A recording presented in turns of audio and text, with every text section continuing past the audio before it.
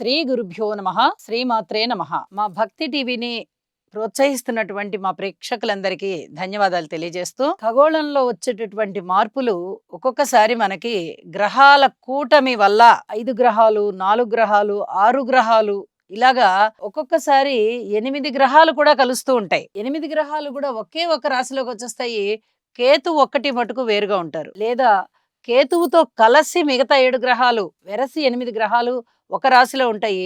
రాహు ఒకటి వేరుగా ఉంటారు. రాహుకేతువులు ఇద్దరు సమసప్తకాలలో ఉండడం చేత ఒక్కొక్కసారి ఇలాంటి పరిస్థితులు కూడా ఉంటూ ఉంటాయి. అయితే రాహుతో కలిసినప్పుడు కేతువు సప్తమ స్థానంలో ఉంటారు. కేతువుతో మిగతా గ్రహాలు కలిసినప్పుడు రాహు సప్తమ స్థానంలో ఉంటారు. ఇప్పుడు మనకి మార్చి 31వ తేదీన 5 గ్రహాలు కలుస్తూ ఉన్నాయి. ఇది చాలా అబ్బురపరిచే విషయం. నిజానికి పంచగ్రహ కూటమి గాని, షష్టగ్రహ కూటమి గాని దేశకాలమాన పరిస్థితుల మీద ప్రతిఫలితాన్ని చూపిస్తుంది. మరి వ్యక్తిగత జీవితాలలో ఇది ఎటువంటి ఫలితాలని చూపిస్తుంది? ఏ మేరకు చూపిస్తుంది అంటే చాలా తక్కువగానే ఫలితాన్ని చూపిస్తుంది. అయితే ఒక్కసారి శాంతి చేయించుకోవడం అనేది చాలా చాలా మంచిది. ఇది నక్షత్రంతో సంబంధం లేకుండా ఏ రాశి వారైనప్పటికీ కూడా ఒక్కసారి శివాభిషేకం చేయించుకోవడం అనేది చాలా మంచిది అని చెప్పి తెలియచేస్తున్నాను. ఈ పంచగ్రహాలలో కూడా ప్రముఖంగా ఈ 5 గ్రహాల కలయికలో మనకి ఒక్కొక్కసారి ప్రధానమైనటువంటిది ఏది ఫలితం కనిపిస్తుంది అంటే రవి గారు, రాహువు, శని ఈ 3 గ్రహాలు కూడా అత్యధికమైన ఫలితాన్ని కనిపిస్తూ ఉంటాయి. ఫలితాన్ని ఇస్తూ ఉంటాయి. ఎందువల్ల అంటే రాహు గాని, శని గాని చాలా పవర్ఫుల్ గ్రహాలు. ఒక స్థానంలోనే 5 గ్రహాల యొక్క కలయిక జరుగుతూ ఉండడం అనేది దీన్ని పంచగ్రహ కూటమి అంటూ ఉంటాము. ఇందులో రిఫ్లెక్ట్ అయ్యేటటువంటి గ్రహాలు ఏమిటి అంటే శని గారు కానీ, రాహు కానీ బాగా రిఫ్లెక్ట్ అవుతూ ఉంటారు. వీరితో పాటుగా రవి కూడా కలుస్తున్నారు కాబట్టి రవి రాహుల కలయిక కానీ, శని రవిల కలయిక కానీ మనము ప్రత్యేకంగా చెప్పుకోవాల్సి వస్తుంది. అయితే బుధుడు నీచలో ఉన్నారు, శుక్రాచార్యుల వారు ఉచ్చలో ఉన్నారు. ఈ 2 గ్రహాల యొక్క ఫలితాలు ఏ మేరకు ఫలితాన్ని చూపిస్తాయి అని చెప్పుకునే దానికన్నా 5 గ్రహాల కలయిక జరిగినప్పుడు ఏ ఏ రాసుల వారికి అసలు ఏ ఫలితం ఉంటుంది అనేది చెప్పుకోవడం అనేది ఇక్కడ చాలా వరకు సమంజసంగా ఉంటుంది అని చెప్పి తెలియజెప్పచ్చు. అయితే ఈ 5 గ్రహాల యొక్క కలయిక మీనరాశిలో కలుస్తూ జరుగుతూ ఉండడం వల్ల పంచగ్రహ కూటమి అంటున్నాం. 5 గ్రహాలు కలుస్తున్నాయి కాబట్టి వీటి వల్ల కొన్ని రాసుల వాళ్ళకి చాలా చాలా బాగుంటుంది. కొన్ని రాసుల వాళ్ళకి చిన్నపాటి ఇబ్బందులు ఉంటూ ఉంటాయి. గోచారంలో ఏ స్థానంలో ఎటువంటి ఫలితాలు ఉంటాయో అటువంటి ఫలితాలనే ఇప్పుడు మనం చెప్పుకుంటాము తప్ప ప్రత్యేకంగా పంచగ్రహ కూటమి అని మనం భయపడవలసిన అవసరం లేదు. ఇది ఎన్ని రోజులు ఏర్పడుతుంది అంటే మీరు మార్చి 30వ తేదీన 5 గ్రహాల యొక్క కలయిక అంటే శని గారు ఎప్పుడైతే మీనరాశిలోకి వెళ్తున్నారో అప్పటి వరకు ఉన్నటువంటి రవి, బుధ, రాహు, శుక్రులతో కలిసి శని గారి యొక్క స్థితి ఏర్పడుతుంది.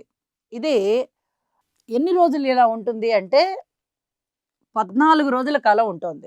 మార్చిలో ఒక్కరోజు మాత్రమే ఉంటుంది 31వ తారీఖున.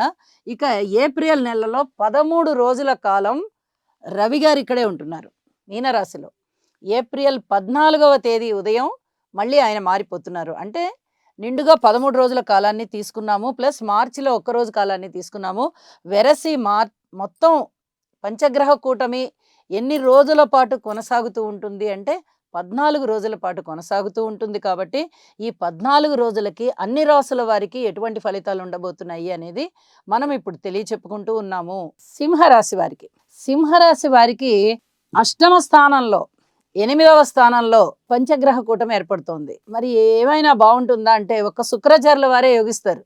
మిగతా గ్రహాలు ఇబ్బంది పెడుతూ ఉంటాయి. పుట్టింటి వారి వైపు నుంచి వారికి ఎవరికన్నా అనారోగ్య సూచనలు ఉండే అవకాశము, అలాగే అష్టమ శని సంచార దోషము, ఇక అష్టమంలో రాహు గాని, అష్టమంలో బుధుడు గాని వీళ్ళందరూ కొంచెం అష్టమంలో సంచారం అనేది కొన్ని ఇబ్బందికరమైనటువంటి ఫలితాలే ఉంటూ ఉంటాయి. కాబట్టి వీరు ఖచ్చితంగా శివాభిషేకం చేసుకోవాలి.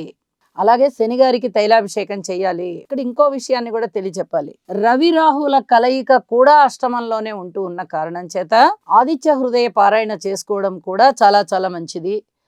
ఆరోగ్య నిమిత్తము, వ్యాపార నిమిత్తము, భార్యాభర్తల మధ్య అనుకూలత నిమిత్తము, లేకపోతే వివాహాది శుభకార్యాలు జరగవలసినటువంటి వాళ్ళ నిమిత్తము కొంచెం ఈ గ్రహాలన్నిటికీ కూడా శాంతి చేసుకోవడం చాలా చాలా మంచిది. 5 గ్రహాల కలయిక కాబట్టి శని, శుక్ర, బుధ, రాహు, రవి. శుక్రాచార్యుల వారు బాగున్నారు కదా అని అనకండి. బాగున్నా కూడా ఇన్ని బాలేని గ్రహాలతో కలిశారు కాబట్టి మీరు పరిహారం చేసుకునేటప్పుడు దానికి కూడా పరిహారం చేసుకోవాలి అని చెప్పి సూచన చేస్తున్నాను. ఈ గ్రహాలన్నిటికీ స్తోత్ర పారాయణాలు చేసుకోండి, లేదా ఒక్కసారి జపాలు చేయించుకోండి. మీకు ఆర్థికపరమైన ఇబ్బంది లేదు అంటే ఒకసారి జపాలు చేయించుకోండి, మంచి ఫలితాలు ఉంటాయి. లేదండి మేమే చదువుకుంటామండి, అంత ఆర్థిక పరిస్థితి మాకు కష్టం అనుకుంటే మీరు ఖచ్చితంగా మీకు మీరే స్తోత్ర పారాయణాలు చేసుకోండి. ఇది చెప్పదగినటువంటి సూచన అని చెప్పి తెలియజేస్తున్నాను. ప్రతి అంశంలో కూడా మీరు ఓర్పు కలిగి ఉండడం అనేది చాలా చాలా మంచి పద్ధతి అని చెప్పి సింహరాశి వారికి మరీ మరీ సూచన చేస్తూ ఉన్నాను. సర్వే జనా సుఖినో భవంతు.